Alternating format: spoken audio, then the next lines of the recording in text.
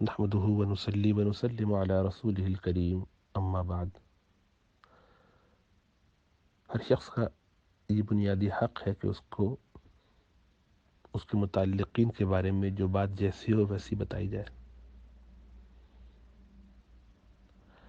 ایک شخص انتقال کر جائے اور اس کے لواحقین یعنی اس کی بیوی بچوں کو یہ بتایا نہ جائے، ان سے چھپایا جائے، یہ ایک درجے کا ظلم ہے۔ یہ ہر شخص کا پیدائشی حق ہے کہ اس کو اس کے متعلقین کے بارے میں بتایا جائے۔ کبھی ایسا ہوتا ہے کہ کسی شخص کے بارے میں ہمارا یہ خیال ہوتا ہے کہ اگر ہم نے اس کو یہ پوری بات بتا دی تو شاید اس کے لیے نقصان دہ ہو جائے۔ مثلا کسی کے بیٹے کا انتقال ہو گیا تو ہمیں لگا کہ اگر ہم نے اس کو اطلاع دی تو یہ کمزور انسان ہے، شاید اس صدمے کو برداشت نہ کر پائے۔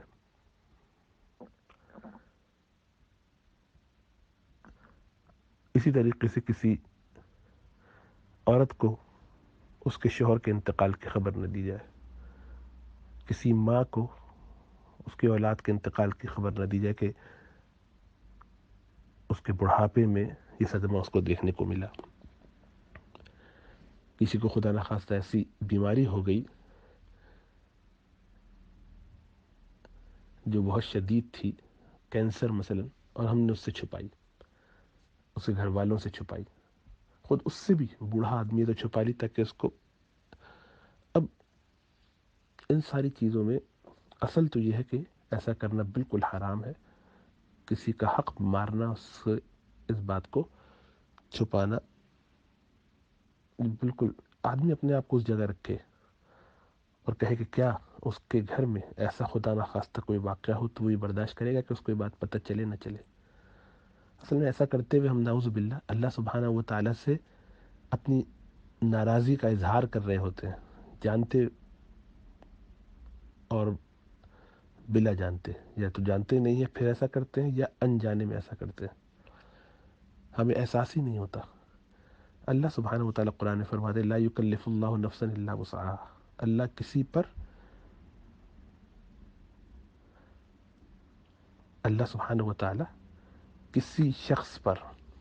اس کے بوجھ سے زیادہ کوئی آزمائش، کوئی بوجھ نہیں ڈالتا جو وہ برداشت کر سکے۔ کوئی شخص اپنے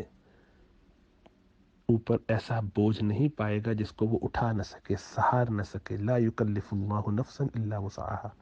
اس کی وسعت ہے تو اللہ سبحانہ و تعالیٰ تو اپنے طور پر اس شخص کو یہ تکلیف دے رہے ہیں، ہم چھپا رہے ہیں کہ ایسا نہ ہو کہ کہیں اس کے ساتھ کوئی حادثہ ہو جائے، اس کا انتقال ہو جائے صدمے سے، یا اس کو تکلیف ہو جائے یا وہ پریشان ہو جائے۔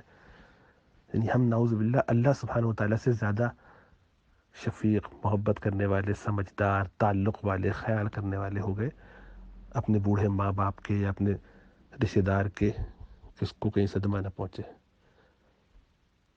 تو یہ ایک درجے میں خدا سے ناراضی کا اظہار ہے۔ ایسا کرنا بالکل کسی بھی صورت میں درست نہیں ہے،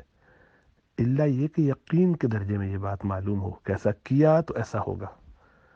یہ اصل میں لوگوں نے فلم و ڈرامے میں دیکھا ہے کہ ایسے شدید واقعے سے، ایسے کسی شدید صدمے سے بس اچانک دل کا دورہ پڑا اور بندہ مر گیا۔ یہ بھی ایک زمانے میں ہوا کرتا تھا، ان کو بھی سمجھ میں آ گیا کہ یہ پرانے زمانے کے ڈاکٹر تو کہہ دیا کرتے تھے 40-50 سال پہلے کہ اچانک صدمے سے بھی جان نکل جاتی ہے، اور ملینوں میں شاید کبھی ایسا ہوتا بھی ہوا اس زمانے میں۔ یہاں تو آج اپنے آس پاس دیکھ لیجئے، کسی انسان کے بارے میں کوئی شخص جانتا ہے کہ اطلاع ملتے اس کا انتقال ہو گیا؟ نہیں، ایسا نہیں ہوتا۔ کسی کا دل اگر بالکل بند ہوا ہو، 19-20 رہ گیا ہو، اس میں یہ ہے کہ ایک صدمہ ہلکا سا ہوا تو اس سے ٹیکیکارڈیا ہوتا ہے، یعنی ہارٹ بیٹ، پلس بڑھتی ہے، ہارٹ دل دھڑکنا ذرا تیز ہو جاتا ہے۔ اس کے نتیجے میں چونکہ آکسیجن ڈیمانڈ بڑھ جاتی ہے ہارٹ کی اپنی سپلائی، چونکہ وہ ریٹ جب زیادہ ہو، ہارٹ ریٹ زیادہ ہو تو ہارٹ کو اپنی سپلائی تھوڑی کم ہوتی ہے، یعنی ڈیمانڈ بڑھ جاتی ہے، کام زیادہ کرنا ہے، اور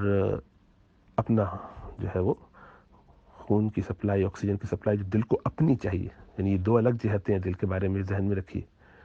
کہ دل کا ایک کام تو یہ ہے کہ سارا خون پوری جسم کو سپلائی کرے، لیکن اس کو اپنے لیے بھی تو چاہیے.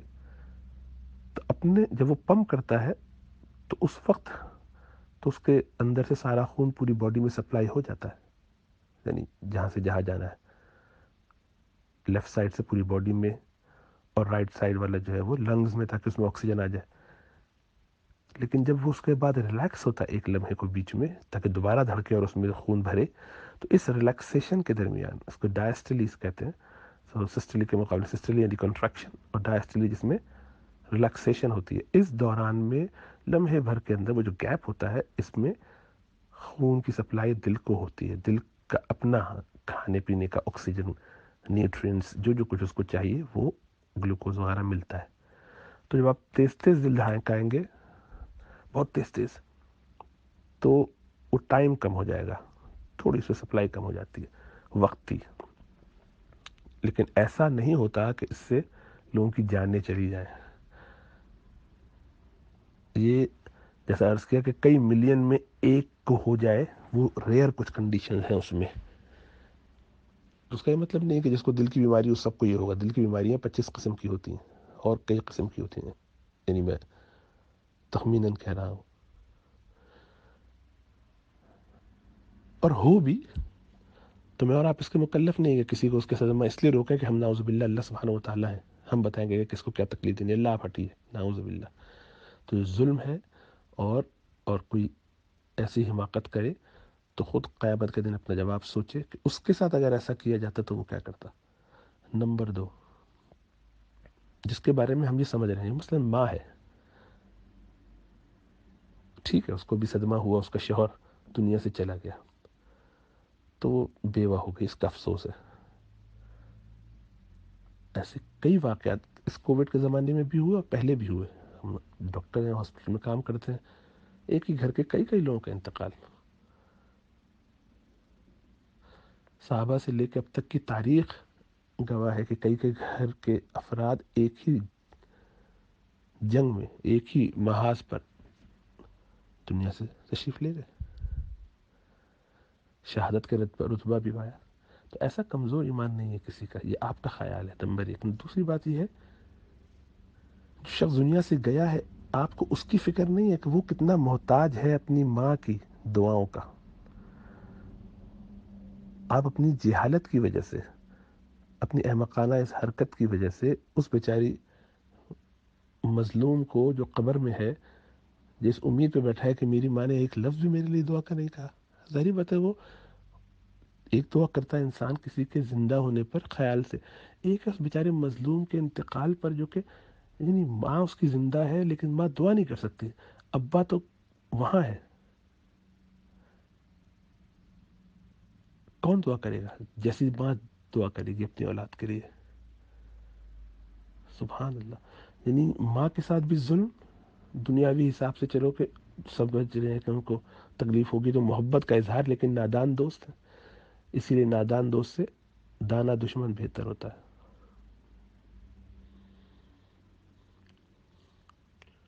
اور وہاں سبحان اللہ، تو محرومی ہی محرومی ہے، اس میں کسی قسم کی کوئی خیر نہیں. یہ ذہن میں رکھیے کہ اگر اطلاع کی اور اس کے نتیجے میں آپ کو لگا، جس کا میں تو خیر as a lung specialist consultant, ہم ایکیوٹ میڈیسن وغیرہ سب ڈیل کرتے ہیں ہاسپٹل میں، تب بھی اگر مان لیا جائے کہ یہ ہو بھی جائے، وہ 1 ملین والوں میں ہو گئے چلیے، تو بھی اس سے کوئی فرق نہیں پڑتا. اللہ نے ان کے لیے اگر یہ لکھا ہے تو آپ الٹے بھی لٹک جائیں گے تب بھی وہی ہوگا. تو آپ اللہ کے راستے میں آ کے انٹروین نہ کریں، اور یہ مت سمجھیں کہ اس سے موت کسی سبب سے اللہ جس طرح رکھتے ہیں وہ سبب بھی وہاں اللہ سبحانہ و تعالیٰ پیدا کر دیتے ہیں. اگر طے کر دیا کہ کسی کی گاڑی میں موت ہوگی تو اسی گاڑی میں موت ہوگی، آپ اس گاڑی کو بیچ بھی دیں گے تو کہیں نہ کہیں وہ پہنچ جائے گا. یہ ہمارا ایمان ہونا چاہیے کہ اللہ سبحانہ و تعالیٰ متعین فرماتے ہیں کس کو کہاں کب کیسے مرنا ہے، ایک لمحے آگے پیچھے نہیں ہو سکتا. تو مجھے اندازہ ہے کہ آپ تو محبت میں ایسا کر رہے ہیں، شفقت میں ایسا کر رہے ہیں، پیار سے ان کو سمجھانا چاہ رہے ہیں، ان کو بچانا چاہ رہے ہیں اس صدمے سے. لیکن بڑی افسوس کی بات ہے کہ اس میں ہم انجانے میں اپنی آخرت بھی خراب کر رہے ہیں، اماں کے اوپر ظلم بھی کر رہے ہیں، اور اس بیچارے مرے ہوئے بیٹے کو کہ جو تڑپ رہا ہے کہ اس کی ماں کبھی ہاتھ اٹھا کے اس کو کوئی ایصال الثواب کرے، کچھ باتیں پہنچائے، اس کے لیے تڑپے، اس کے لیے دعائیں کرے، کہہ رہے میری ماں مجھے پلٹ کے پوچھ ہی نہیں رہی ہے، اس کا کیا حشر ہو رہا ہوگا؟ اصل تو اس کی ہے۔ یہ تو ماں اگر بیٹے کے صدمے سے چلی بھی جاتی ہے تو مرنا تو ہر ایک کو ہے ہی، اپنے وقت پہ ہی مرنا ہے، وقت تو ایک لمحے قرآن کہتا ہے آگے پیچھے نہیں ہو سکتا۔ یہ زیادہ بہتر ہے کہ وہ اپنے کام کرتے ہوئے دنیا سے جائے، اپنے فرائض کو پورے کرتے ہوئے جائے، اپنا حق ادا کرتے ہوئے جائے اور جنت میں پہنچے، اور آپ اس کی دنیا سنوارنے میں اللہ کو ناراض کر رہے ہیں، بندوں کو ناراض کر رہے ہیں، پھر اس سب کے ساتھ ساتھ اس گناہ کا شکار ہو رہے ہیں کہ جھوٹ بولیں، ایک اکیلے نہیں، سب مل کے جھوٹ بولیں، سب ان سے چھپائے، وہ بار بار پوچھیں بیٹا نظر نہیں آ رہا، نہیں وہ وہاں گئے ہوئے، ایک دفعہ 1000 دفعہ بولنا پڑے گا، اور سارے مل کے اللہ کے رسول صلی اللہ علیہ وسلم کے ارشاد فرماتے ہیں کل امتی معافن، میری امت پوری کی پوری معاف کر دی جائے گی، یعنی جو مسلمان ہیں رسالت میں دنیا سے جائیں گے، الا المجاہرین، پوری امت معاف کر دی جائے گی سوائے مجاہرین کی جو جہرن گناہ کرتے ہیں، مل کے کھل کے اوپنلی گناہ، ایک گناہ ایک آدمی نے غلطی کر دی، چپکے سے بول دیا جھوٹ، ایسا لگا تھا غلطی ہو گئی، توبہ استغفار کر لی، جھوٹ ویسے ہی کبیرہ گناہ، جھوٹوں پر اللہ کی لعنت قرآن فرما رہا ہے، لیکن چلو مجبوری پریشانی میں گناہ آدمی کر لیتا ہے تو توبہ بھی کر لیتا ہے، لیکن اب یہ گناہ کر لیا ہے پتہ نہیں کب تک، اور مل کے کیا، سب نے مل کے، پبلک میں یہ ہم نے طے کر لیا کہ نہیں بتائیں گے، اب جو آ رہا ہے اس کو گھر بتا رہے ہیں، اچھا امی سے مت بتانا، امی سے ہم نے چھپا کے رکھا ہے، بتانا نہیں، مسئلہ ہو جائے گا، کہنا نہیں، وہ ہم سب مل کے جھوٹ کو پروموٹ کر رہے ہیں، استغفر اللہ۔ اور مجھے اندازہ ہے کہ آپ تو بہت اخلاص اور محبت سے یہ کام کر رہے ہیں، میں اس کا منکر نہیں، لیکن میں اتنی شدت سے اور سختی سے تھوڑا سا ڈانٹ کی بات اس لیے کہہ رہا ہوں تاکہ آپ کو یہ اندازہ ہو کہ آپ اپنے لیے آخرت کا نقصان کر رہے ہیں، اپنی والدہ کے ساتھ ظلم کر رہے ہیں، اور اپنے مرے ہوئے بھائی کے ساتھ ظلم کر رہے ہیں، ایک جگہ نہیں، گناہ تو ہے ہی، ظلم بھی ہے،